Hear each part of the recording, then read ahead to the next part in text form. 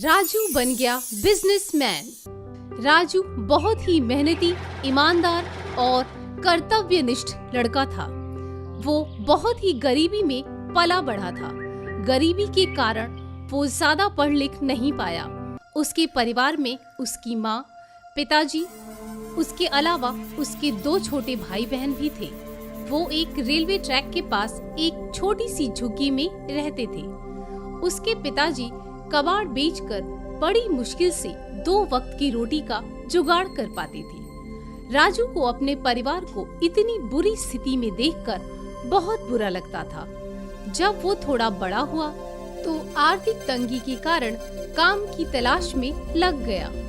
कई दिनों यहाँ वहाँ भटकने के बाद उसे एक बस कंडक्टर की नौकरी मिल गई। राजू बड़ी मेहनत और ईमानदारी से काम करने लगा और घर का खर्च उठाने लगा। उसने अपने छोटे भाई बहनों को स्कूल भेजना भी शुरू कर दिया। एक ही साल में धीरे धीरे राजू ने बस चलाना भी सीख लिया और कंडक्टर से ड्राइवर बन गया। एक दिन वो बस स्टेशन के पास वाले ढाबे पर ही चाय पी रहा था। अरे राजू बेटा, बधाई हो, तुम्हारी तो तरक्की हो गई। तुम कंडक्टर से ड्राइवर जो बन गए हो। जी धन्यवाद चाचा जी। अरे इसमें क्या तरक्की, ड्राइवर ही तो बना है, कौन सा रजनीकांत बन गया है। उस ड्राइवर ने मुंह ऐंठते हुए कहा और चला गया। राजू हैरान था। चाचा जी, इस ड्राइवर ने ऐसा क्यों कहा और उसने सुपरस्टार रजनीकांत का नाम क्यों लिया?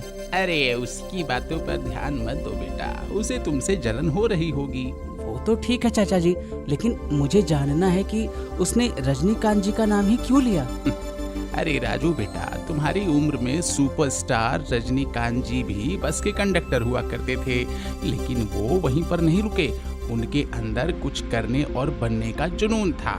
उन्होंने दिन रात मेहनत की और आज देश के सबसे बड़े और महंगे सुपरस्टार हैं। उस रात राजू को नींद नहीं आई। वो रात भर यही सोचता रहा कि उसे भी रुकना नहीं चाहिए और कड़ी मेहनत करके एक बड़ा आदमी बनना चाहिए।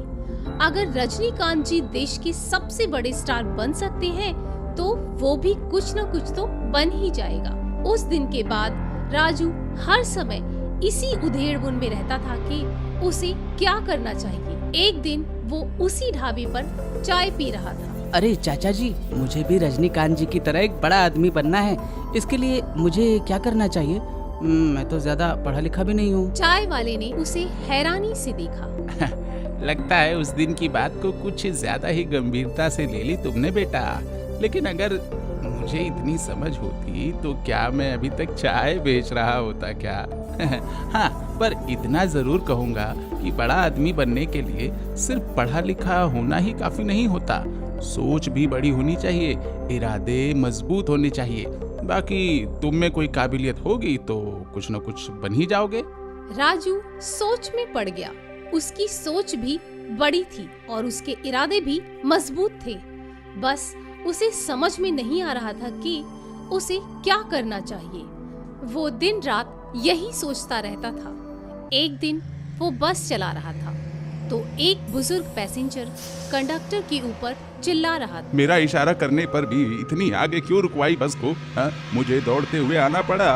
तुम बहुत ही बेकार और वाहियात कंडक्टर हो, मैं तुम्हारी शिकायत करूंगा। अरे भाई, ये कोई छोटी मोटी गाड़ी थोड़ी है, बस है बस। प्रॉपर साइड देखकर ही बस रुकेगी ना। इसमें इतना गुस्सा करने की क्या बात है? शांति से बैठिए ना चाचा। अरे मुझसे जुबान लड़ाता है, तुझे पता भी है कि मैं कौन हूँ। तुझे इस नौकरी से निकलवा दूंगा, समझा? राजू और कुछ पैसेंजर्स ने मिलकर उसे समझाया तो वो शांति से बैठ गया। 1 घंटे बाद बस अपनी मंजिल पर पहुंच गई। सारे पैसेंजर्स बस से उतर गए। लास्ट में जब वो पैसेंजर उतरा तो वो कंडक्टर के पास आया। अरे बेटा, आज घर में थोड़ा किचकिच हो गया था और ऐसे में जब दौड़ना पड़ा तो मूड खराब हो गया। गुस्से में न जाने क्या क्या नहीं कहा मैंने तुमको। घर का गुस्सा तुम पर निकाल दिया। हो सके तो मुझे माफ कर देना बेटा। कंडक्टर को राहत मिली। बुजुर्ग भी शांति से चला गया। राजू को ये बात बड़ी अजीब लगी। उसके दिमाग में एक आइडिया आने लगा। अरे ये तो कमाल का आइडिया है यार। देश में हर दूसरा आदमी किसी न किसी वजह से गुस्से में रहता है, जैसे कि घर का झगड़ा, बॉस की डांट, ट्रैफिक का चालान, बीवी से लड़ाई, व्यापार में कंपटीशन, प्यार में चुनौती, आर्थिक चुनौती। हर इंसान किसी न किसी वजह से परेशान तो है और वो अपना गुस्सा कहीं और ही निकालता है। इन सभी को अपना गुस्सा किसी एक जगह निकालने का मौका मिल जाए तो ये खुद को शांत रख पाएंगे। मुझे कुछ करना चाहिए। राजू अपने घर गया। उसके पिताजी कुछ कबाड़ बटोर कर लाए थे। पिताजी, आपके कितने साथी हैं जो कबाड़ इकट्ठा करते हैं? बहुत सारे हैं। क्यों? क्या आप लोगों को उसकी अच्छी कीमत मिलती है? अगर ऐसा होता तो तुझे पढ़ाई क्यों छोड़नी पड़ती बेटा? ठीक है पिताजी, अब मुझसे कोई सवाल मत कीजिएगा, बस जो कह रहा हूँ उसे ध्यान से सुनिए। मैंने एक गोदाम किराए पर लिया है। आपके सभी साथियों को कहिए कि कल से सारा कबाड़ उस गोदाम में ही लाकर इकट्ठा करें, उन्हें उसकी अच्छी कीमत मिल जाएगी। पिताजी शॉक्ड रह गए। ये क्या कह रहा है तू कहाँ से अच्छी कीमत देगा? कहा था ना, सवाल नहीं, बस मुझ पर भरोसा रखिए और जैसा कहा है वैसा करिए। पिताजी को बड़ा अजीब लगा, लेकिन उन्हें अपने बेटी की समझदारी पर भरोसा था।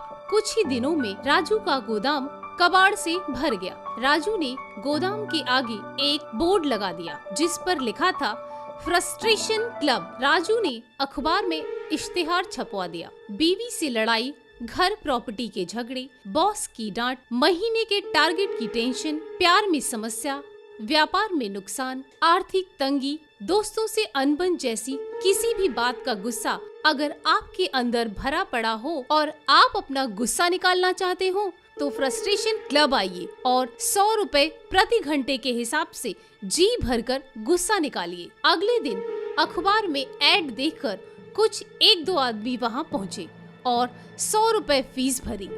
गोदाम के आगे कई औजार औजार जैसे कि हॉकी, रॉड, बैट और ऐसी कुछ चीजें रखी हुई थी। उसमें से जिसे जो औजार पसंद था उसे लेकर वे गोदाम में गए और कबाड़ों पर पीट पीट कर घंटों अपना गुस्सा उतारा। बाहर निकलने के बाद, भाई तुम्हें तो सैल्यूट है, वर्षों का अंदर गुस्सा जो दबा पड़ा था आज बाहर निकल गया। क्या जबरदस्त आइडिया है यार, थैंक यू। कहते हुए वो आदमी चला गया। धीरे धीरे कई लोग वहां आने लगे और अपना सारा फ्रस्ट्रेशन निकालने लगे और 100 रुपए फीस भरने लगे। वाह बेटा, तूने तो कमाल ही कर दिया। इससे तो हम बहुत पैसे कमा सकते हैं। शाबाश बेटा। लेकिन अब इन चकनाचूर हो चुके कबाड़ों का क्या करेंगे? पिताजी, ये गोदाम इंडस्ट्रियल एरिया में है। यहाँ कई सारी बड़ी फैक्ट्रियाँ हैं जो मार्केट से रॉ मटेरियल खरीदते हैं। हम उन्हें मार्केट से थोड़े कम रेट में ये सारे रद्दी कबाड़ बेच देंगे। मैंने कुछ फैक्ट्रियों में बात भी कर रखी है, वो हमारा रद्दी कबाड़ खरीदने को तैयार है। इस तरह हम ये फ्रस्ट्रेशन क्लब भी चलाएंगे और रद्दी कबाड़ बेचकर बिजनेस भी करेंगे। पिताजी ने खुशी से राजू का माथा चूम लिया। धीरे धीरे राजू का फ्रस्ट्रेशन क्लब बहुत फेमस होने लगा। एक ही साल में उसने कई सारे राज्यों के कई शहरों में अपने फ्रस्ट्रेशन क्लब खोले। राजू अब एक बड़ा बिजनेसमैन बन गया था। हजारों लोग उसके अंडर में काम करने लगे। उसका परिवार रेलवे ट्रैक के पास की झुग्गी से एक आलीशान बंगले में शिफ्ट हो गया। कुछ सालों में उसका बिजनेस विदेशों में भी बढ़ने लगा। राजू यूथ आइकॉन बन गया था। इस तरह राजू एक बस कंडक्टर से एक अमीर बिजनेसमैन बन। Like, share and subscribe